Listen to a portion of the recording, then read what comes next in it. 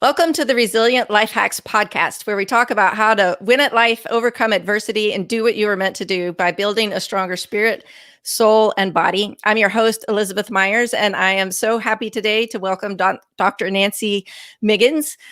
She has a lot of insight and wisdom to share with us, and I'm really excited to hear what she has to say. She's a double board certified Doctor of Chiropractic, specializing in functional medicine. And she's also the best-selling author of Mastering the Health Continuum, 8 Daily Practices to Boost Energy, Optimize Health, and Age Gracefully. Those all sound like things that I would like to have in my life as well. So welcome to the show, Nancy. Thank you. I'm so excited to be here. Yeah. So tell us what got you started on this journey of looking at health this way, because you were originally trained to look at it differently, right? Yeah. So my journey began when I was young, maybe 15, 16 years old, playing volleyball. I had a back injury and, my parents took me through the traditional route of, okay, you see your general practitioner and then, well, maybe he'll send you to a specialist. And really they didn't have any answers. And they were putting me on pain meds and muscle relaxers. And I just wasn't getting better. Mm-hmm. And finally they were like, well, maybe you just can't play anymore. And I thought, I grew up in a small town. I knew my ticket was going to be academic and athletic scholarships because my parents weren't going to pay for college for me. So I needed to find my own way. And so I was like, I can't, because I know this is a path forward. So I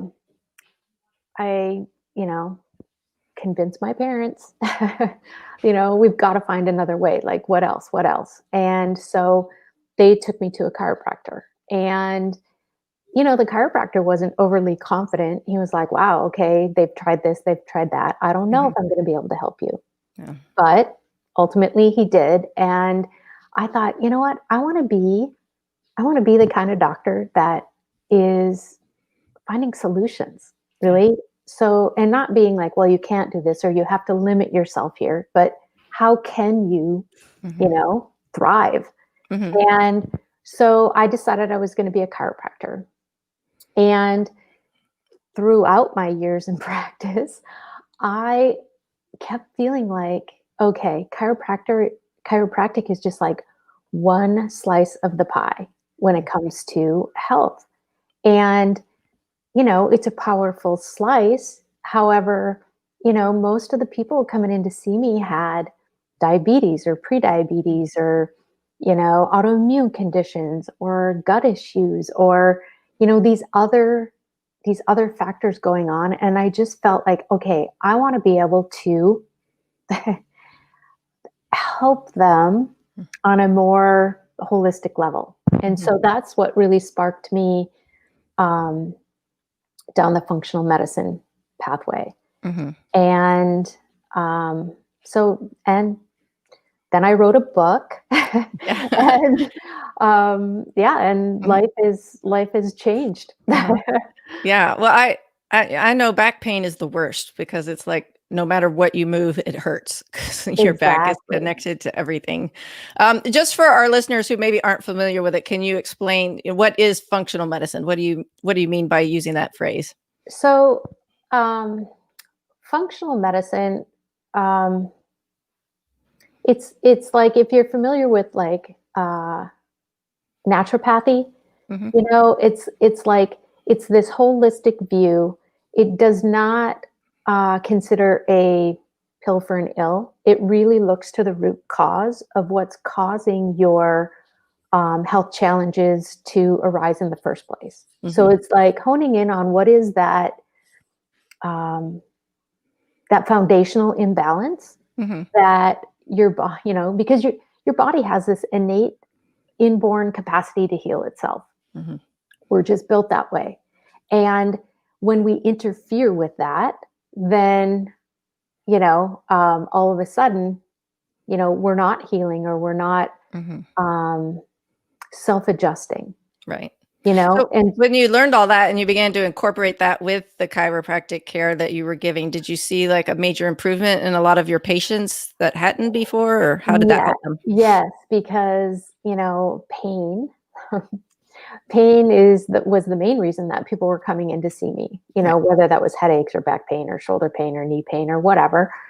But a lot of the reason that these these pain syndromes were showing up were other imbalances, or there were contributing factors to why they weren't healing as quickly or as I expected. And Mhm. so by addressing the other things to support the body as a whole, the results were much better. Yeah. So in your book, which I was enjoying reading through some of it, I want to go back and read it in more detail. I love how you take, complicated medical scientific things and kind of explain it on a level that we can all understand with excellent drawings and ways of describing these complicated biological systems that are going on within us. But I know in your book, you list the 8 steps to kind of Yep. a holistic, healthy life. So can you talk about some of those, like either your favorite one or briefly Yeah. list all of them? Yeah, Or there's the book has 8 daily practices, and I called them practices because we all think, okay, I have to do this perfect, and I have Mhm, to do everything perfect. But in mhm, reality, it's all just a daily practice. mhm. It's like winning ugly. You just do the best you can every day, and Yep. you know. Mhm. Um, Exactly. but the 8 daily practices, probably my favorite is hydration, Mm, and it's a big one. mainly because me personally, that is where I just went, oh, I know this stuff. I'm, Mhm. I practice this every day. And when I actually really delved into the research and whatnot about hydration, I'm like, oh my gosh, I'm missing the boat. Mm, And that's where I was like, okay, this isn't just about I'm going to sip on water all day, or I need to make sure that, I'm getting X number of ounces or whatever. It also related to how I'm drinking the water, mm, you know, because of your brain and nervous system kind of control and coordinate all the activities in your body, right? mhm, Well, you have these natural instincts, and thirst is one of them. And when you ignore it or dampen it, all of a sudden you're not thirsty anymore, mm, right?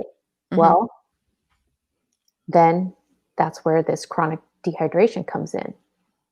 And, your body's primarily made up of water. Right. So, that can have the Mhm. trickle down effect in a lot of different ways. And Yeah. so, for me personally, when I got my hydration under control, my brain fog, my ability to concentrate, my Mhm, performance in all levels um, went up, mhm, even though my level of stress did not change. mm. So it was kind of very profound to me. So that Yeah. one's probably my favorite. Yeah, that's such a critical one, but I think we often overlook it. My It son is seems a so Marine and simple. his water bottle says hydrate or die. Yes. And that's really kind of what it is. So I've Yep. heard that when you experience thirst, you're already dehydrated. Is that true Yep. in your Yep. Yep. So Yeah. do you go by like I've tried to follow the thing where you take your weight, Yeah. you Like drink half your your weight in weight. ounce or Yeah. something like that? Half your weight in ounces. And that's Yeah. once you're properly hydrated. Okay. That should be the least amount that you drink. Mhm. Um, It's hard to drink that much. I feel like I spend all day in the bathroom. yep. Yep. Until your body, if your cells are Regulates. taking in the water Mhm, and whatever, you'll go through this period where it's that, but eventually mhm, it'll be like it'll all mhm. balance out. Yeah. Yeah. So is it better then to take like a whole glass of water at a time rather than sipping Yep. on it for the day? Yep. Okay, because see, Yep. I've got mine here and I just sip on it all the time. Yeah. Maybe I should just drink the whole thing at once. But Yep. Yep. okay, well, see, that's good to know because that's an area too where I thought, hey, I'm doing pretty good. I'm on this hydration thing, but apparently I've got a lot to learn in that realm as well. Read that chapter. Yeah, I think I will. I will go back and read that. So do you recommend, like, sometimes I get caught up in, well, I'm just drinking tap water and, I can't afford the fancy water and I don't, we don't filter. And then you go, oh, well, I'll just give up. But help us get over that perfectionistic tendency of So, I mean, some point is good enough. It is important to drink clean water. Mhm. However,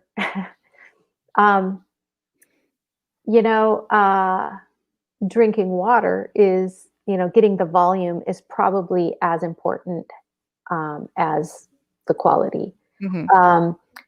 I would say don't drink out of plastic, just because, the BPAs and all the toxins and whatever. It's like you don't want to add, and most of the bottled water is just some city tap water that's bottled. So you might as well drink your own tap water. Yeah. I mean, even Brita filters or things like that, if your water isn't good where you live, that helps. You don't have to go something super expensive, unless you're having some serious health challenges, Right. and then that's where you dive in and you go, okay, what are the sources of this stress that you're experiencing, because should talk a little bit about resilience, right? Yes. Yes. So oftentimes people, when they think of resilience, they're thinking about that mental, emotional, spiritual resilience, and not so much about physical resilience.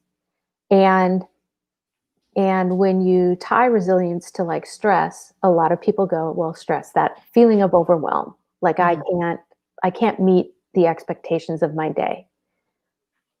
But they don't really understand that stress can be physical, chemical, or emotional, and it can be perceived or real.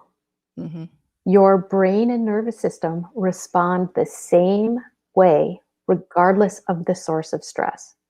So, for instance, if you're worrying about being able to pay your bills, your brain and nervous system respond the same way as if you're coming face to face with a saber-toothed tiger. Okay. And so, when I think of resilience, I think about the ability of the nervous system to respond and recover appropriately to stressors, and that we're not under this constant cloud of stress, creating these chronic hormonal imbalances, these chronic issues. And so really kind of going, okay, how do I build my resilience both in mind, body, and spirit? Um, a lot of people go, oh, how am I feeling? Right. But a lot of times how you're feeling isn't necessarily how your body is working behind the scenes. Yeah. So measuring your resting heart rate in the morning when you first get up is a big key to understanding how is your body responding to the stress in your life. So, and that's as simple as finding your pulse finding your pulse in your wrist and counting for the beats for 10 seconds, multiplying that by 6. And you want your resting heart rate to be 60 or less. If it's above 60, then you're going, okay, my body is not responding well to the different stressors in my life. I need to then go, how can I do stress mitigation? Whether that's becoming hydrated, whether that's meditating or doing yoga or doing the things to calm your nervous system down, chiropractic.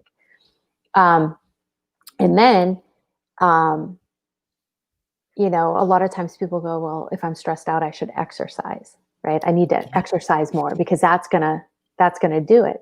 Well, maybe your body isn't in a place where it can handle the stress of exercise. So when you're exercising, if your resting heartbeat increases by more than 5 beats or 5%, then you need to do a less intense exercise, like walking or, again, yoga, tai chi, that kind of thing. And that's just an easy way. I mean, you don't need to go to the doctor. There isn't an expensive lab test. Yeah. You can just, Do that at home. if you have an What you Apple have. Watch, a Mhm, Fitbit, I mhm, wear an Aura ring. mhm. They all do that measuring for you, right? Right. Yeah. Um, and then you can track it and you go, oh man, I went to that, or I did that Zumba class. Mhm. Now my heart rate's all whacked. Yeah. Okay, I can't do that right now. It's Mhm. not like ever, but Right. right now my nervous Yeah. system needs to calm down, Yeah. right? I love how you brought out that those are all integrated, because I think that's a thing that we miss a lot. And that's kind of the message I try to harp on, is that, how we feel and what we think and what we do and what our body's doing and our spirit is all integrated. We can't isolate the little pieces, that they all affect each other. Our thoughts affect our emotions, and everything is affected by what's going on in our bodies and things. But it's interesting that you bring that up about exercise, because for several years, that's always a thing that I recommend, actually, to help with mental health. It was very helpful to me, especially with anxiety, to just go run it off or whatever. I kind of got addicted to running, and I did 3 marathons in just over a year, like 13 months. Oh It wow. it was fun, but after that last one, that's when my health started declining, and it was then that I learned that too much exercise is actually like a stress on your body. It's the same as being stressed, and I'm like, "Oh, all that time I thought I was being great and getting healthy, I was getting stronger, losing weight, it all seemed good, but I think I did a little too much. It was too much of a good thing." And, so now I'm needing to way throttle back. I'm just walking. Right. Um, and And the trying to hard give my body a chance to rest so I can get back into it. right. And the hard part is, there's this abundance of information, Mhm. available at our fingertips. And it's like the hard part is going, okay, Who's what's right? right? What is right for me Mhm. at this point in time? Yes. Because what worked for me in my 20s and 30s doesn't necessarily work for me now. Yes. What works for you may not work for me in the same way. And Mhm. that's the importance, that bio individuality, that Yeah. part of the component is is really essential when you're Mhm. trying to, create a path forward in your life. Right. Yeah, that's true, because I think too, we kinda have this cookie cutter approach to things. And I know we were talking earlier about, also within our medical fields, there's kind of this specialized thing. I kind of have some systemic thing going on in my body, and I've been sent to 1,000 different specialists, and they all look at it through their little pinhole of what they're trained in, and they're very good at what they do. And if you have the specific thing that they can fix, they're excellent at it. But they're kind of limited when they're trying to consider all things holistically. They just kind of scratch their heads at me, or they're like, "Oh, well, you have all these separate things." And I'm like, "But they all happened at the same time." There's got to be something tying these things together. Yes, So I really like this holistic approach of looking at everything that's going on. You wouldn't think that what I'm eating or what's going on in my gut area would have any effect on my back pain or my anxiety or what have you, but they're so connected. And if we miss that, then we miss those opportunities for healing. exactly. Exactly. And that same situation could be present in someone else and they would experience it in a completely different way. Hmm.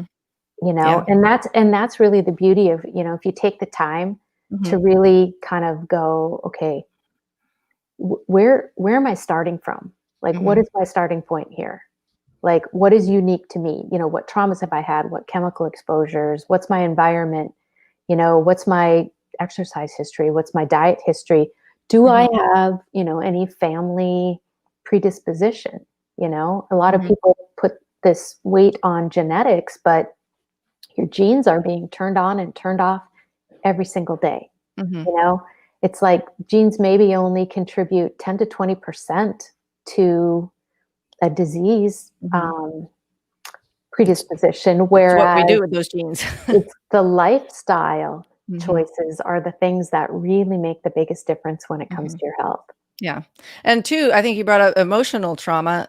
In Yes, a lot of times our traumas in life, of any size, are stored physically in our body, and those can bring absolutely. about physical symptoms from a mental, emotional trauma that we've experienced. And so, then that kind of further complicates things. But that's why I'm so interested in this integrated approach to everything, because Yes. through my experiences, that has been what's most helpful, is looking at the whole person, the whole package, rather than trying to just isolate one little part.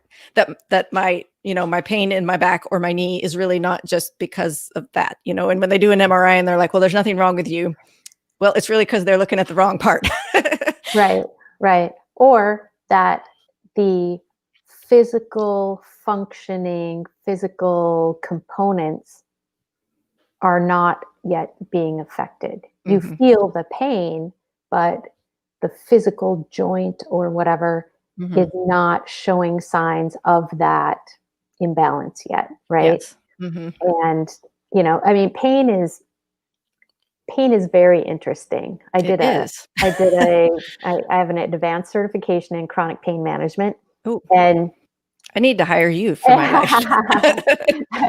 I was director of operations for a group of interventional pain clinics, and I thought, as a chiropractor and dealing with patients with pain for decades, that okay, I have this wired, and then I found out, well, there are some intricacies and complicating factors that, I was not well versed in. So I went and did this advanced certification, and it's pretty amazing.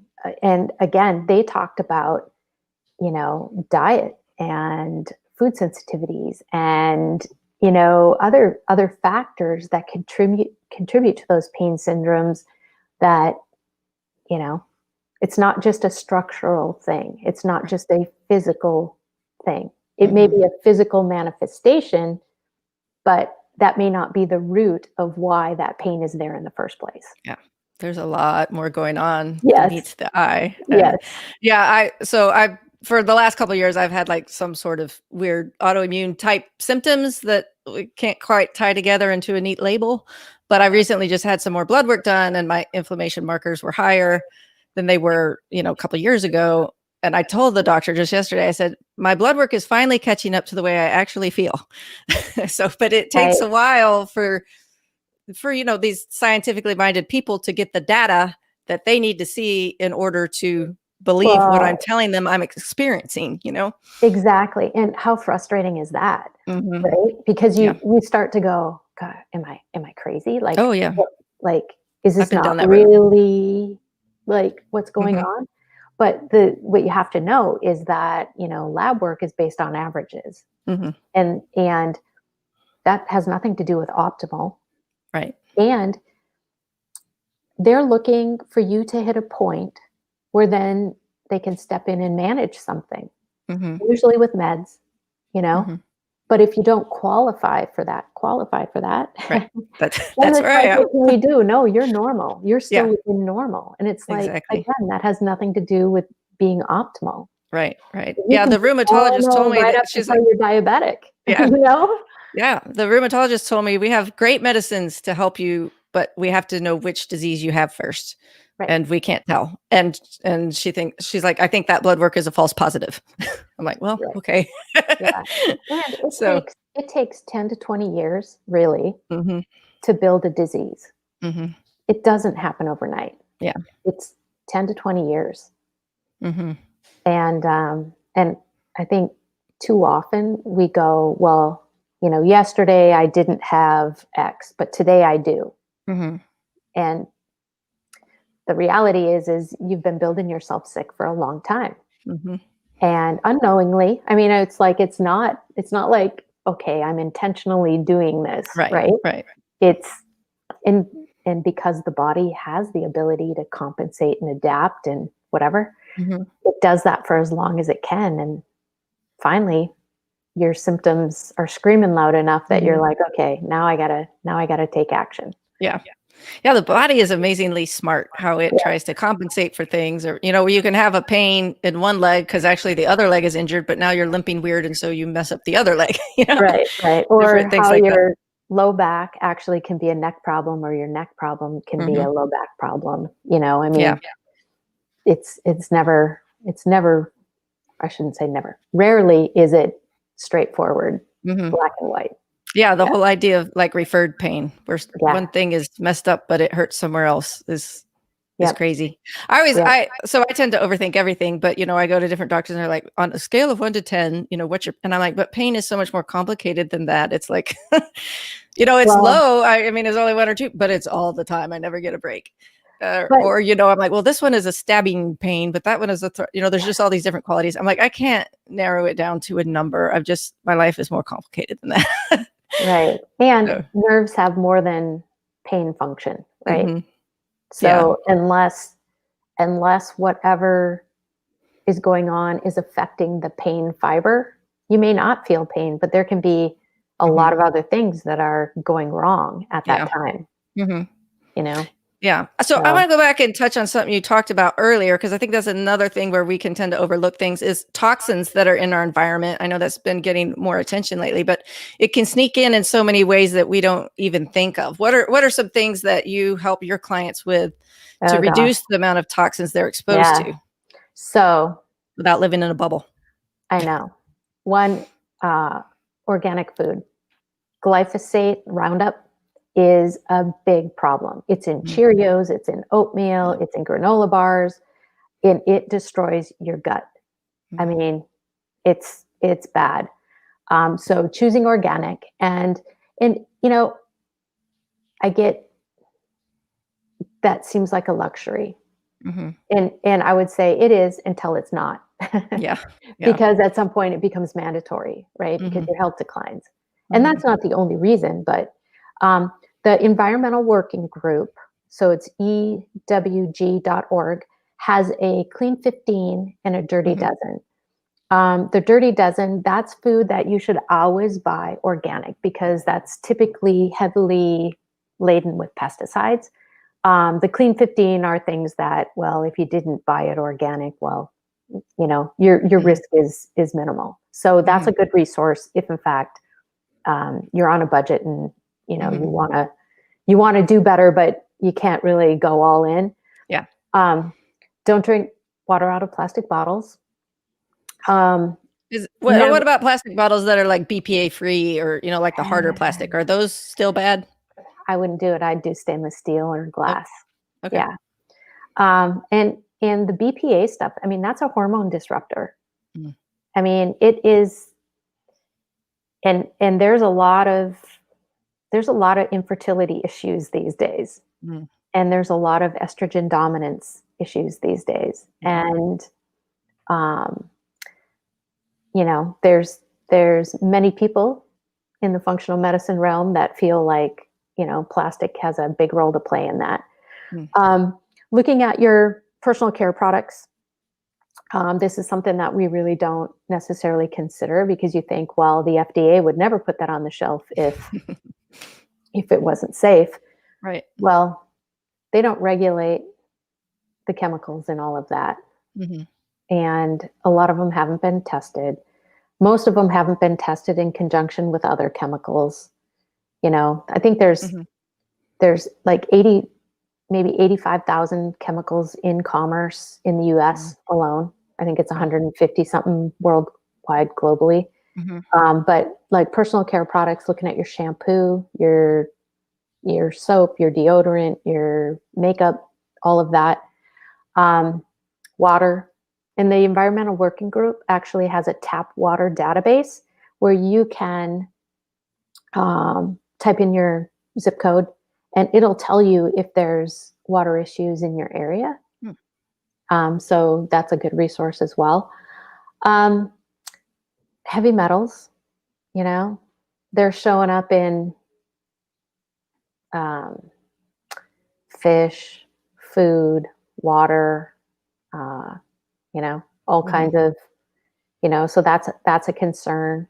And really your body is built to handle these toxins on a daily Smaller basis. Scale. Yeah. Right. But when it's more than what your body stores it as fat. It sequesters it in your fat. And so then the more toxins you get, the more fat you have to produce to sequester it. Mhm. And then, it's like a lot of people, they'll go, okay, well, I'm doing this diet or whatever. They lose a bunch of weight. They liberate those toxins. Your body can't get rid of them. You end up putting weight back on because you have to produce fat to sequester the toxins. Mhm. And that's what we call weight loss resistance. Mhm. And so chemicals and those environmental exposures, they play a huge, fire retardant, baby clothes, furniture, um, dry cleaning, Mhm. it's everywhere. It's Yeah. everywhere. And Things you that we can't go, just well, take I'm for going to granted. live a toxin-free life. But, Right. you can, your house cleaning products and, you know, Mhm. Yeah, it's so that kind of conversation always reminds me of a movie when I was a kid, The Incredible Shrinking Woman with Lily Tomlin, how it was I think her husband was an advertising agent for all, but it was all the combination of chemicals made her shrink away till she was nothing. That's that was so long ago, and I'm like, but they hit it on the nose, like that's right. happening now. I mean, we're not shrinking, but Yeah. with health issues and things. So definitely limiting toxins we're exposed to is one thing that's good, but we've all already been exposed, and like you said, it can be Right. overwhelming our system. How do we flush out what's already in there? Does that tie back So, to hydration? water, making sure you're eating lots of vegetables. I'm like a big one about vegetables, not Yeah. saying, oh, you have to be a vegan or anything like that. But when we think about what we eat nowadays, it's like food relative. Uh, it's not vegetables. We're Yeah. not eating whole foods anymore. Everything is Mhm. processed, and Mhm. processed food is full of chemicals, additives, flavorings, sugar, fat. Mhm. And they're all engineered to stimulate your brain in a way that makes you want more. Mhm. And so, sticking to whole foods helps to kind of clear that food addiction, Mhm. and it also gives you the antioxidants and phytonutrients and vitamins and minerals Right. and all of that that your body needs to function optimally. And I so, I found myself that I crave more of whatever I'm eating. When I have done like a whole foods, and made that a priority to get more fruits and vegetables, I crave more vegetables. When mhm, I'm eating junk, I crave more junk. So what always knocks me off the healthy train is the time. I've got 8 kids and we're homeschooling and we're a military family always on the move, and I do it for a while and then I just start grabbing what's easy. It's the yeah, convenience factor that kills me every time. yeah, it definitely takes some planning for Mhm. sure. And there's meal prep techniques and whatever. It's like, I know when I was traveling all over between the clinics and working long days and all of that, it's like I spent a good portion of my Sunday afternoon, evening prepping for the week so that I Mhm. didn't, so everything was ready. So all I had to do was throw it together and, Yeah. there was my 20-30 minute meal. Mhm. But yeah, it does take some focus and effort, and it's so easy Mhm. to fall off those good habits that you're trying to create, Yes, it is. that's Yeah. the reality. And that's why I go back to, it's a practice, It's a practice. Yeah. it's like Mhm. progress over perfection. Mhm.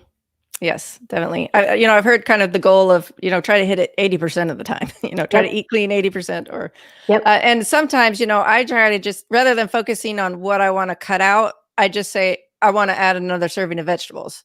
Right. And, by definition, that's going to fill you up more and there's going to be something else you don't eat, but I'm not thinking about what I'm not eating. I'm thinking about what I am eating. And I think just mentally that helps with that whole process Right. too. Right. All right. Well, thank you for sharing all that. I can't wait to read the rest of your book. It's called Mastering the Health Continuum: 8 Daily Practices to Boost Energy, Optimize Health, and Age Gracefully. So, can you tell our listeners where else can they find you online, and what helps and programs you have to offer them? Okay. Well, I am on Facebook and Instagram. Both are at Dr. Nancy Miggins. Um, my website is drnancymiggins.com, Dr. Nancy. Um, and if you have any questions or want to connect, or you found any of this interesting, you can email me at nancy@drnancymiggins.com. I read all my own emails and respond to everybody. And I do have a couple of programs that I offer online. One I co-host, it's called Sugar Crush, and that's a 30-day sugar detox program. And then I have my 8-week, I call it 8 weeks, it's really 10 weeks, but 8-week journey of self-discovery, where you learn how to assess your body and then create a plan to achieve your goals. And so that one I offer just a couple times a year. And so, yeah. And then I am taking on a few one-on-one clients, like personal coaching clients. That's really limited just because my time. But, Yes. but I want to do that because I think that there's just some people who go, I don't want to do a group program and whatnot. And some people have more complicated cases that they really need that one-on-one. So yeah. Yeah. So the 8 to 10 week course, that's based on the 8 steps that you mentioned in your book? Actually, it parallels, but it goes much deeper. And, it's got some self-assessments in there. And then it's got some experiential kind of challenges where then you have this chance to kind of go, okay, how does that affect my assessments that I just did and whatnot. So it goes a lot deeper in some respects. I talk a lot more about digestion and the gut in my course than what I did in my book. Yeah. So, well, that's great. It's more of a like personal blueprint kind of program. Yes. Yeah. And I think that's so key. Like we talked about earlier, not everybody's the same, and the same program or fix or tip won't necessarily help everybody, even if they have similar issues. But thank you so much for spending time with us today. I know I learned so much on a topic I thought I already kind of knew a lot about, but this is great. It's wonderful. I want to read the rest of your book and stay in touch with you, because I think this is really valuable, needed information for today. A lot of people are feeling bad and don't know why. And I think this kind of message can really help them physically and mentally, emotionally, spiritually. All of those things can relate and tie into this. So thank you so much for giving us some of your time today and sharing your wisdom with us. I really appreciated it. Thank you for having me. Yeah, definitely.